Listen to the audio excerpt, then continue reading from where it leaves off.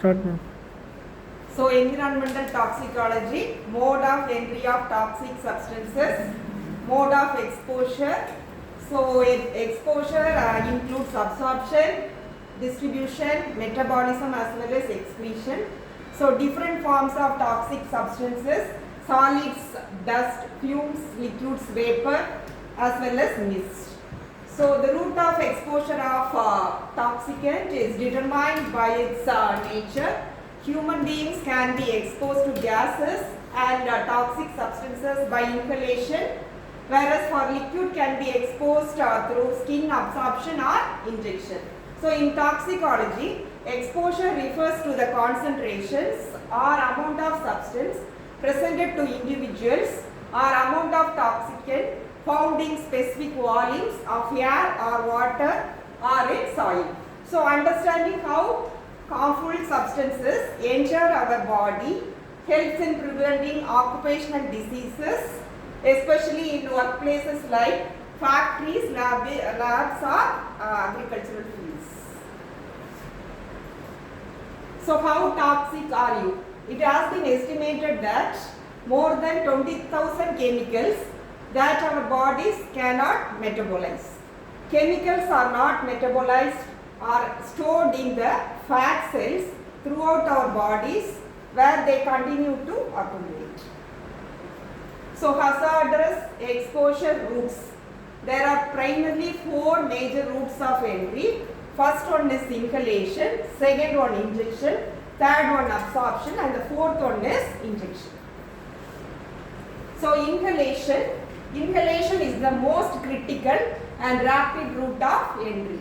So, the lungs have a massive surface area, over 70 meters square of alveolar space and 140 meters square of capillaries, which makes absorption of gases or vapors extremely efficient. So, mechanism, the inhalation route involves breathing toxic substances in the form of gases, vapors, fumes, aerosols, fine dust, etc. So, entry, chemicals are absorbed through the respiratory tract, lungs. So, absorption and distribution, once inside the lungs, these substances can cross in the bloodstream, allowing rapid distribution throughout the body. So, deposition in airways, some substances deposit in the nose, air passages or lungs and may either be absorbed or cause local irritation. So, mechanism, you can see in the diagram, the process of gas exchange in the lungs. Deoxygenated blood is transported by branches of pulmonary artery to the lungs and alveoli. So, oxygenated blood is transported by branches of pulmonary vein to the heart. So, common chemical examples, you know, carbon monoxide, which is emitted from vehicles, then which cause hypoxia, dizziness and death. Then chlorine from pools as well as disinfectant, it affects pulmonary edema. Ammonia, which is used in household cleaners, fertilizers, which causes mucosal burns, pulmonary inflammation. So, sulfur dioxide, which is used in industrial use, it causes pneumonitis. Hydrogen sulfate, which is used in waste management, that inhibits cellular respiration. So, household cleaners like bleach, ammonia, chemicals which cause respiratory distress as well as coughing. Air pollution, which is formed from industrial environments that affect heart. Then volatile organic compounds, VOCs, which is present in paints, furniture, carpets, cleaning agents which cause dizziness as well as headache. So, as you all know, Bhopal gas tragedy. So, there is a disaster which happens due to the presence of methyl isocyanate. So, what it happens, what it causes, pulmonary edema, respiratory failure, eye and lung infection. So, 3,000 deaths happens within 48 hours. So, highlights how inhalation enables rapid systemic toxicity and the critical need for PPE and industrial safety protocols. So, this occurred in December 2, 1984. Then ingestion, second one. So though less common, ingestion still poses a risk. So ingestion involves the intake of toxic substances through the mouth. This can occur accidentally, such as swallowing contaminated food, or intentionally, as in the case of ingestion of pharmaceuticals or poisons. So the gastrointestinal tract plays a crucial role in the absorption and metabolism of ingested toxins. So that from the diagram you can see how the toxins are ingested. So symptoms of ingested poisoning: nausea, vomiting, etc. Skin absorption. So the skin forms a protective barrier that separates the rest of the body from the environment, allowing toxicants to enter the body through the skin. So how skin absorption occurs? First one is penetration through the cells. Toxicant must penetrate the epidermis, the outermost layer of the skin, and potentially the appendages like sweat glands and hair follicles. Diffusions. Once past the epidermis, the toxicant diffuses through the skin layers, eventually reaching the dermis, where it can enter the blood and lymph capillaries.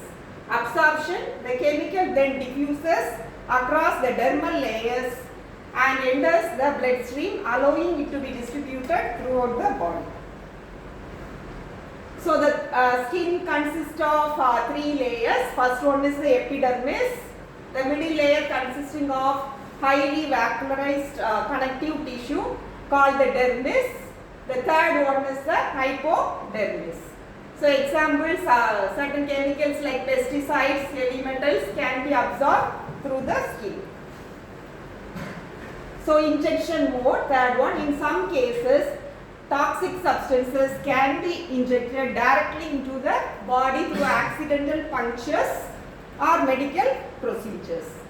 So different types of injection routes: intravenous injection, injection directly enter into the vein. It causes the substance to penetrate. Second one is intramuscular injection, injection into muscle tissue. Subcutaneous injection, injection beneath the skin. Intradermal injection, injection administered into the dermis. So intracardiac injection. So injection is a procedure where medication or other substances are injected directly into the heart muscle or the chamber of the heart. So why injection is important in toxicology? Rapid absorption, bypassing the skin and other barriers, leads to quicker entry into the bloodstream, potentially causing immediate effect. Direct distribution. The injected substance is rapidly distributed to target organs through circulation. Third one, risk of injection. Injection can also introduce bacteria or viruses into the body, leading to secondary infection. Examples: broken glass, contaminated needles, animal bites, etc. So conclusion: in environmental toxicology, understanding the modes of entry of toxic substances is crucial for accessing environmental and human health risks. Toxicants can enter organisms through various pathways, primarily first one inhalation, second one ingestion, third one dermal absorption, and in aquatic organisms direct absorption through gills or skin. Each route of entry influences the distribution, bioaccumulation, and overall toxicity of the substance. Therefore, recognizing these entry modes not only helps in identify the sources and potential impacts of pollutants, but also aids in formulating effective environmental regulations and remediation strategies. Thank you.